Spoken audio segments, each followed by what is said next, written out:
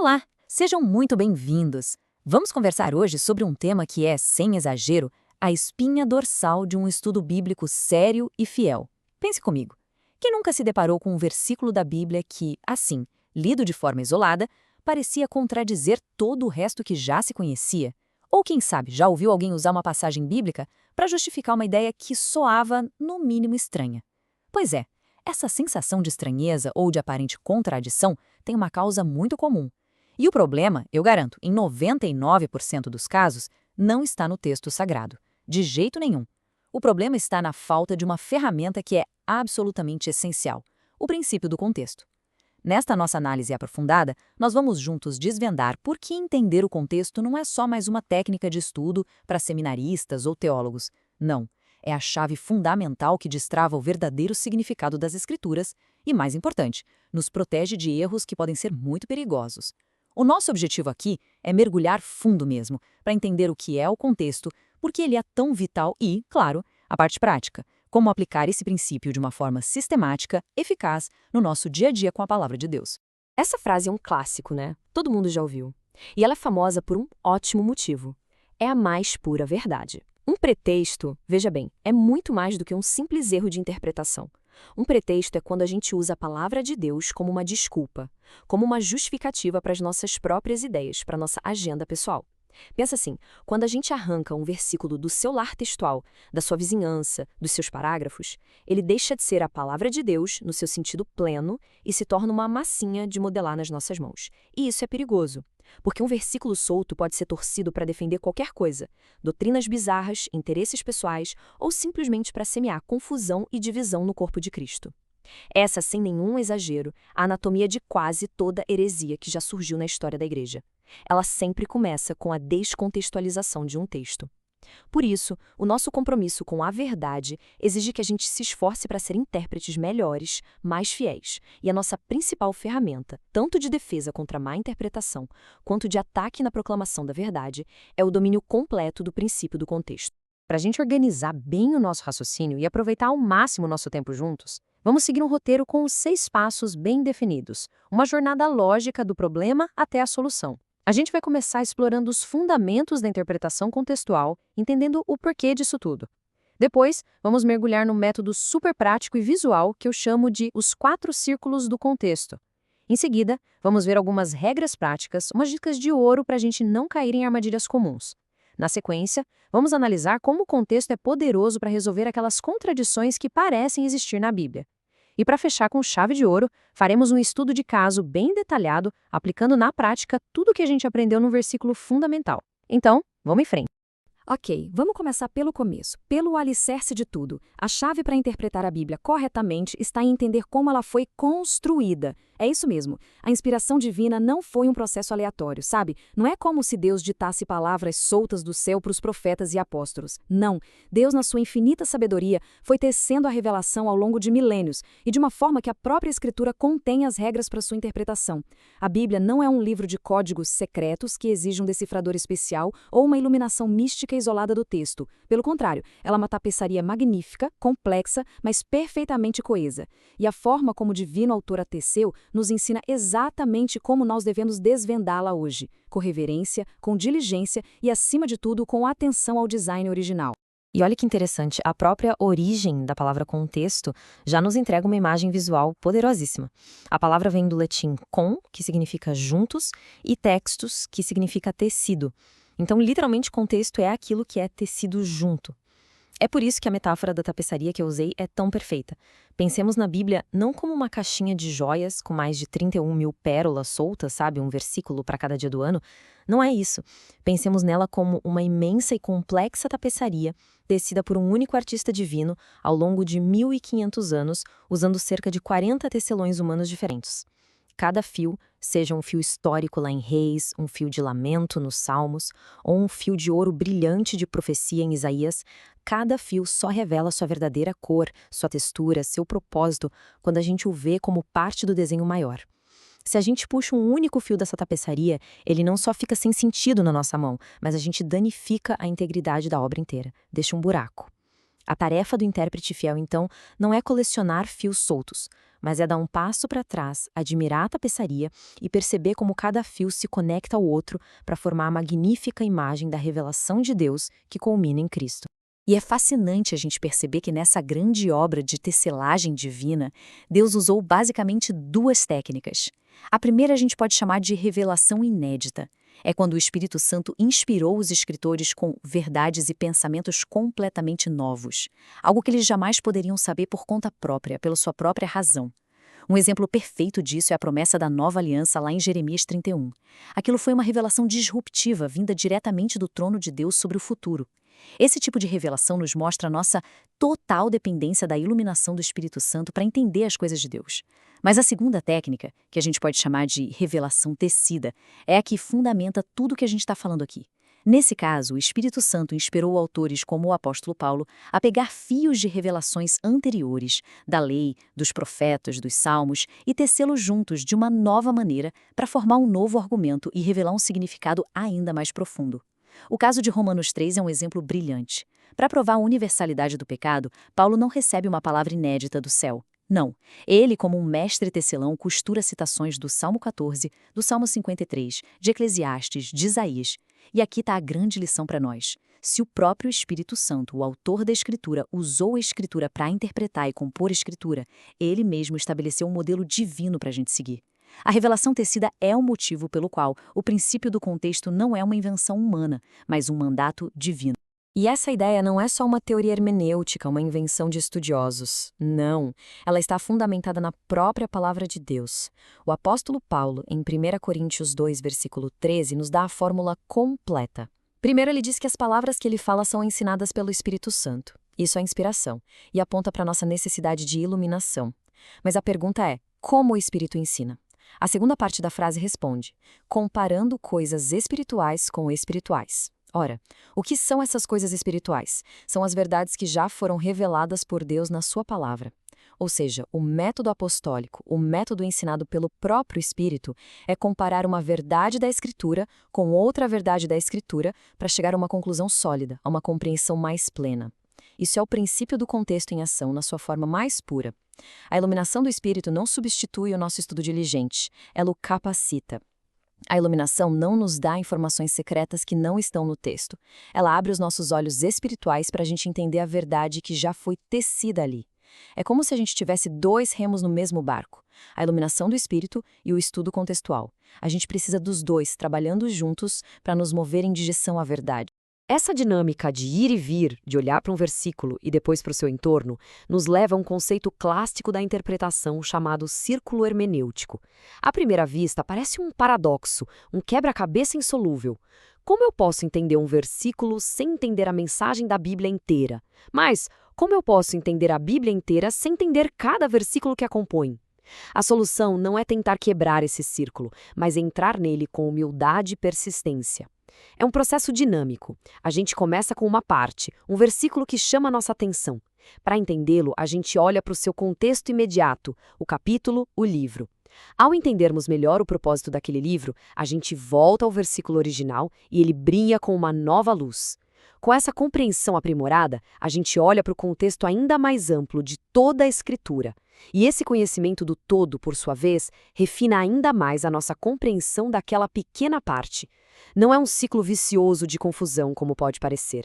É uma espiral ascendente de compreensão, onde a cada volta o nosso entendimento se torna mais profundo, mais rico e, o mais importante, mais fiel ao propósito original do autor. Muito bem, até aqui nós estabelecemos firmemente o porquê. Por que o contexto é tão fundamental? Agora, vamos para a parte mais prática da nossa conversa. Como é que a gente aplica esse círculo hermenêutico de uma forma organizada, sistemática, no nosso estudo do dia a dia? Para nos ajudar nisso, vamos usar uma ferramenta visual e metodológica que é extremamente útil: os 4 círculos concêntricos do contexto. Eu gosto de imaginá-los como as lentes de um telescópio ou de um microscópio. A gente pode ajustar o foco para diferentes níveis de resolução, do mais próximo e imediato ao mais amplo e distante. Fazendo isso, a gente consegue obter uma imagem completa, tridimensional e nítida do significado de qualquer passagem bíblica. Vamos então analisar nossos 4 círculos, do menor para o maior. Primeiro, o círculo mais interno, o contexto da passagem. Essa é a vizinhança imediata do nosso versículo. Qual é o assunto principal do parágrafo? Quem está falando? Para quem está falando? E por que está falando isso agora? Qual é o fluxo de pensamento do autor? Ignorar isso é como ouvir uma frase solta no meio de uma ligação telefônica e achar que entendeu toda a conversa. É impossível. Em segundo lugar, a gente amplia o foco para o contexto do livro. Nenhum dos 66 livros da Bíblia foi escrito no vácuo. Cada um tem um autor, um público-alvo, um estilo literário e um propósito específico. Um versículo nos Salmos, que é a poesia hebraica, não pode ser lido da mesmíssima forma que um versículo em Romanos, que é um tratado teológico denso. Entender que o livro de Filipenses, por exemplo, foi escrito para ensinar sobre alegria e contentamento em meio ao sofrimento, muda completamente a interpretação de tudo posso naquele que me fortalece. Terceiro, o contexto do Testamento. A Bíblia tem duas grandes divisões, o Antigo e o Novo Testamento, e o grande divisor de águas entre eles é a cruz de Cristo. Existe uma clara progressão da revelação. O Antigo Testamento, com suas leis, sacrifícios e profecias, é a promessa. O Novo Testamento é o cumprimento em Cristo. Eles se complementam, não se contradizem. E, finalmente, o círculo maior, o mais importante de todos, o contexto de toda a Escritura. Este é o princípio soberano. A Bíblia é a intérprete final de si mesma. Nenhuma interpretação de um versículo pode contradizer o ensino claro e consistente do restante da palavra de Deus. Este é o nosso controle de qualidade final para qualquer doutrina, qualquer interpretação. E para ilustrar a relação perfeita entre os testamentos, o nosso terceiro círculo, não existe uma frase mais genial do que esta, de Agostinho de Hipona, um dos pais da igreja. Ele disse: "O novo está no velho contido, o velho está no novo explicado." É brilhante, não é? Pensem nisso. Todas as grandes doutrinas e promessas do Novo Testamento estão lá, em forma de semente no Antigo Testamento. O Messias, o sacrifício substitutivo, a justificação pela fé. O Cordeiro Pascal, lá no Êxodo, é uma semente. Mas é só no Novo Testamento, quando João Batista aponta para Jesus e diz: "Eis o Cordeiro de Deus, que tira o pecado do mundo", que o significado daquela semente é plenamente explicado, revelado, desabrochado. O Novo Testamento funciona como a chave que decodifica os símbolos e as sombras do Antigo. São as duas metades de uma única e grandiosa história da redenção de Deus. Então, agora a gente pode pegar aquela nossa frase inicial e dar um upgrade nela, uma versão 2.0. Não basta mais a gente dizer simplesmente que um texto fora de contexto é um pretexto. A verdadeira proteção contra o erro hermenêutico, a nossa armadura completa, é entender que um texto fora do contexto de toda a Bíblia é um pretexto. O contexto de um versículo não é só a frase que vem antes e a que vem depois. É também o livro em que ele está, o testamento ao qual ele pertence e, em última instância, a totalidade da revelação divina, de Gênesis a Apocalipse. Somente quando a gente considera com paciência, com oração e com diligência todos os 4 círculos, é que podemos ter a confiança de que estamos nos aproximando do significado que o autor divino originalmente intencionou para aquele texto. Muito bem, a gente já tem a teoria e já temos o método dos 4 círculos. Agora, vamos entrar na nossa terceira sessão, onde vamos discutir algumas qualificações, ou como eu gosto de chamar, algumas regras práticas. Pensem nelas como as placas de trânsito na estrada da interpretação. Elas nos ajudam a aplicar o princípio do contexto com mais sabedoria, com mais discernimento e nos ajudam a evitar as armadilhas e os desvios mais comuns, aqueles que podem nos levar a conclusões totalmente equivocadas e, por vezes, perigosas. A primeira regra é absolutamente fundamental, e ela é a seguinte: nunca, jamais, em hipótese alguma, tire um versículo de seu contexto original, seja ele histórico, cultural ou de audiência, para dar a ele um significado que o autor original nunca, jamais intencionou. Vamos ver um exemplo bem claro disso em Lucas 24:49. Jesus ressurreto diz aos discípulos: "Ficai, pois, na cidade de Jerusalém, até que do alto sejais revestidos de poder." Uma interpretação fora de contexto pode pegar essa frase e criar toda uma doutrina de que os crentes hoje precisam fazer reuniões de vigília ou ficar esperando em algum lugar para receber o batismo no Espírito Santo.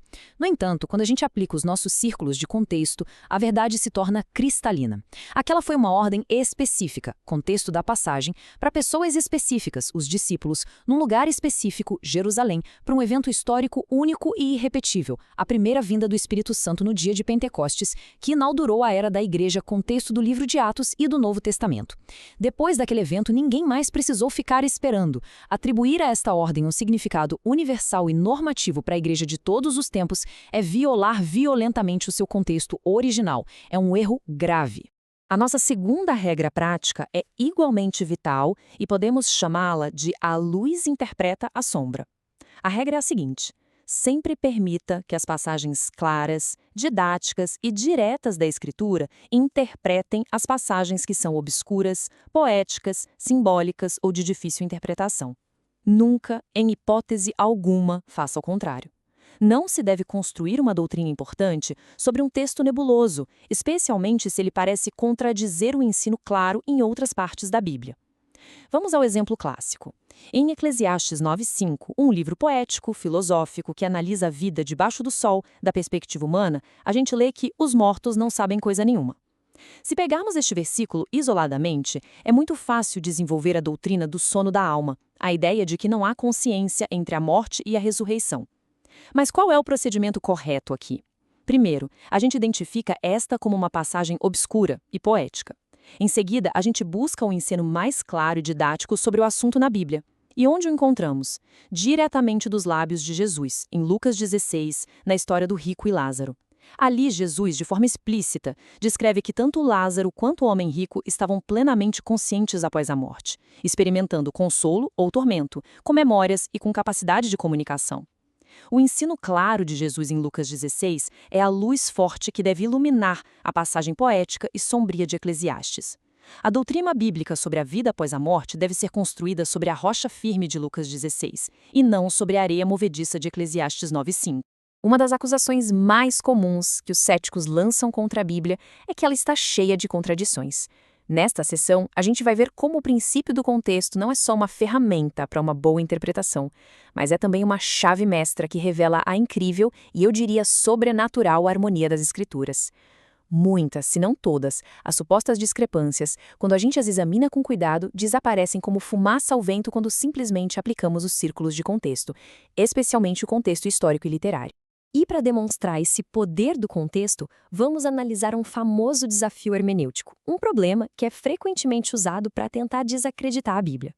Nós temos duas profecias dadas por dois profetas diferentes sobre o destino do rei Zedequias, o último rei de Judá. O profeta Jeremias declarou que Zedequias seria levado cativo para a Babilônia e que os seus olhos veriam os olhos do rei da Babilônia. Parece simples, certo?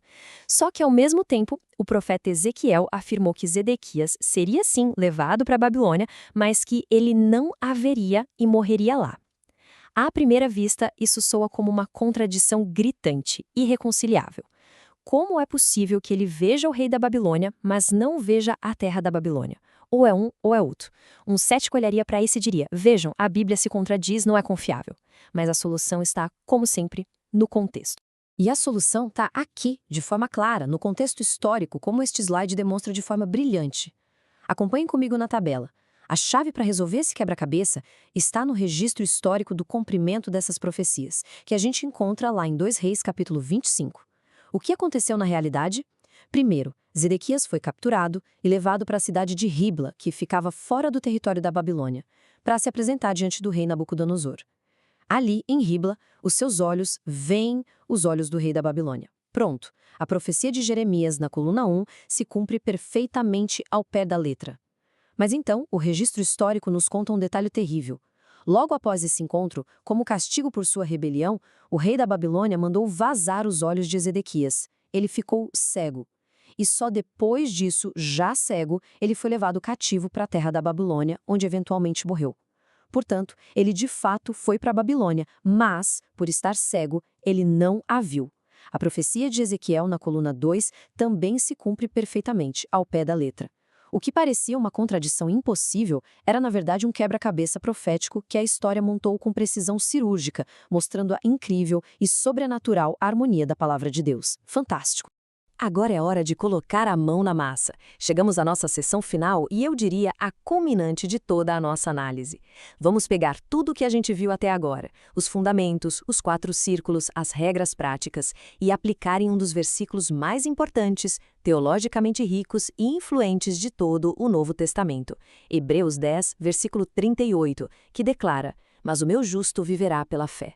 Vamos passar esse versículo pelo nosso filtro de 4 círculos para ver quanta profundidade, quanta riqueza e quanta beleza a gente pode extrair quando estuda o texto da maneira correta.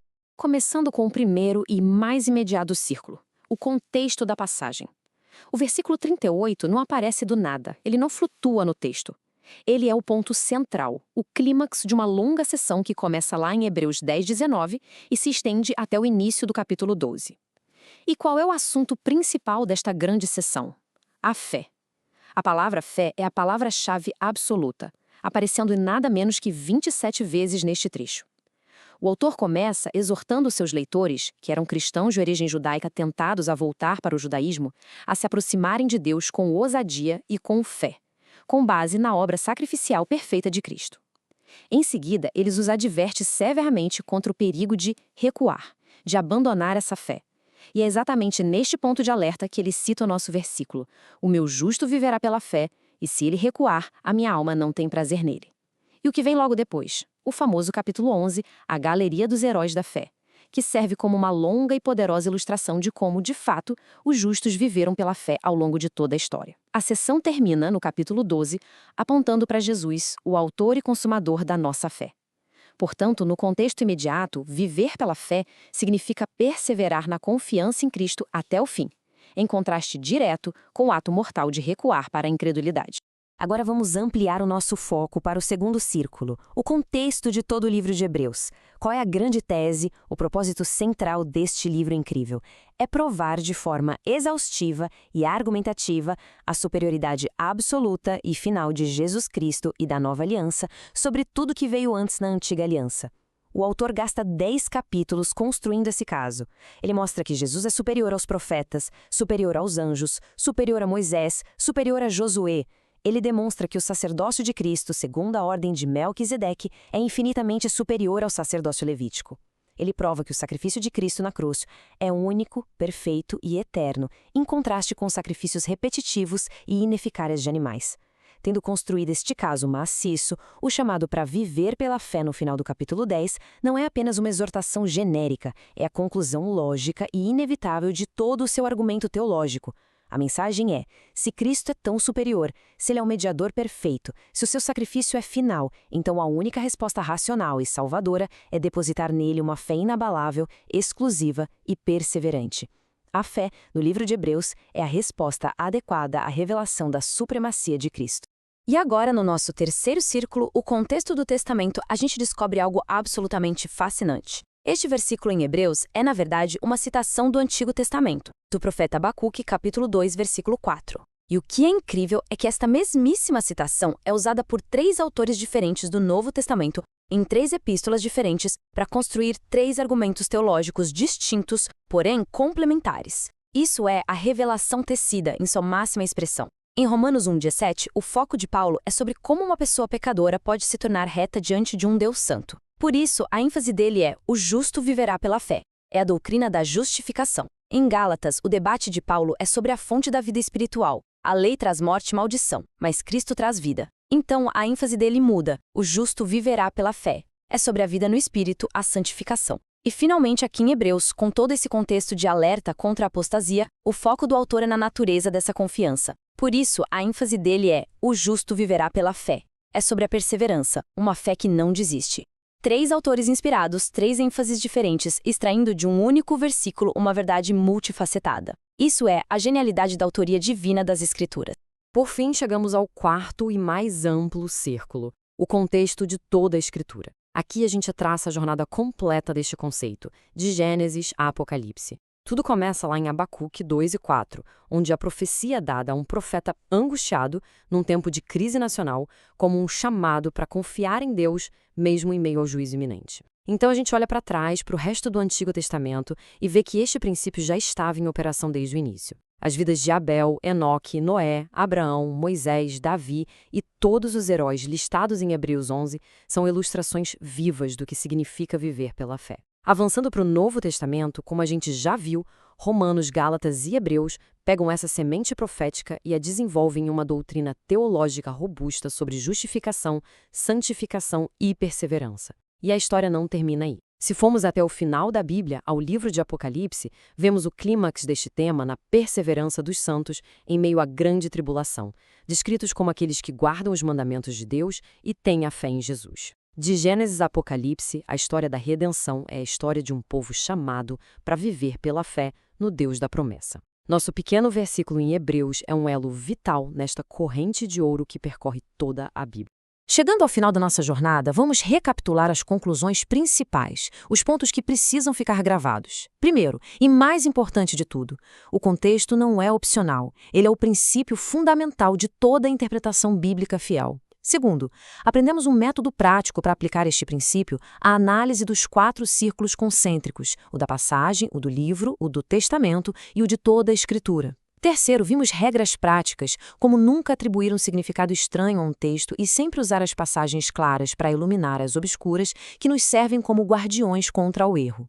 E, finalmente, nós testemunhamos juntos o poder do princípio do contexto para dissolver aparentes contradições e revelar a maravilhosa e perfeita harmonia da palavra de Deus, que é em si mesma um testemunho do seu autor divino. E agora, para fechar, eu deixo um desafio, uma pergunta para reflexão. A teoria é ótima, mas a transformação real acontece na prática. Pense agora mesmo. Qual versículo bíblico sempre deixou uma pulga atrás da orelha? Qual passagem já foi usada de forma estranha em alguma pregação que você ouviu? Escolha uma. E hoje mesmo ou nesta semana, aplique o filtro dos 4 círculos que aprendemos. Analise o contexto da passagem, o propósito do livro, a sua posição na história da redenção, no seu testamento, e como ele se encaixa na história completa da Escritura. Eu garanto que a palavra de Deus se abrirá de uma maneira nova, profunda e emocionante. Que esta nossa conversa não seja apenas uma aula, mas o início de uma nova profundidade no relacionamento de cada um com a verdade viva de Deus. Muito obrigado pela atenção e até a próxima.